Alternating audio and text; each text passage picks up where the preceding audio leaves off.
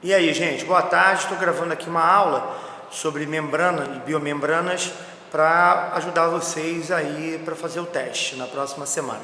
Então vamos lá, aqui eu representei uma célula com as suas diferentes organelas ou organoides, o núcleo. Então, portanto, essa célula é uma célula eucarionte, que tem um núcleo verdadeiro. A partir da carioteca, ao crescimento da membrana e forma o retículo endoplasmático rugoso, que tem ribossomos aderidos à sua membrana, e retículo endoplasmático liso, que não apresenta ribossomos aderidos à membrana.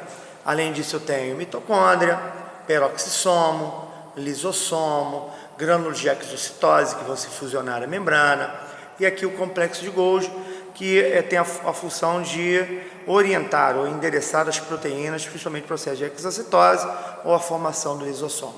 Mas o foco aqui vai ser a gente mostrar a estrutura das biomembranas, estrutura geral, focando na membrana plasmática. Essas membranas, elas são na verdade uma bicamada de fosfolipídios. Quando nós observamos em maior aumento, esses fosfolipídios, o que são? São moléculas que são formadas, aqui esse traço vermelho são os lipídios, e aqui essa região aqui é onde contém o fósforo, né? Por isso que é chamado de fosfolipídio.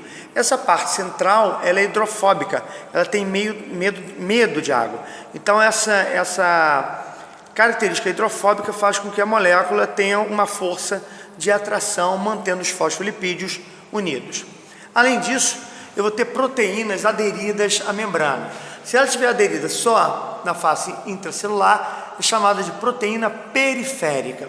Se ela atravessar a membrana, é chamada de proteína integral. Aí vou dar um exemplo. Aqui nós temos uma proteína que é um receptor de hormônio. Vamos supor que seja o receptor do hormônio do crescimento. Quando você libera o hormônio do crescimento, e é liberado principalmente à noite, no sono profundo, ele se liga ao receptor, o receptor gera uma mensagem intracelular e estimula o crescimento da célula para ela até se dividir, no processo chamado mitose. Outra proteína que nós podemos dar exemplo são os canais iônicos, né? Esses canais iônicos permitem a passagem de sódio, que tem carga elétrica positiva, fazendo com que haja um influxo ou entrada de cargas elétricas na célula. Então nota, a membrana plasmática não tem só a função de compartimentalizar a célula e manter separado o meio extracelular do intracelular. Também tem a função de comunicação hormonal e de passagem, de transporte de substâncias, tanto para entrar quanto para sair da célula. Mas o que é os fosfolipídios? Aqui eu esquematizei um fosfolipídio. Ele contém fosfato, contém colina, que é uma substância que nós conseguimos principalmente comendo fígado, ingerindo nozes, ingerindo ovo, tá? E nós só conseguimos da dieta.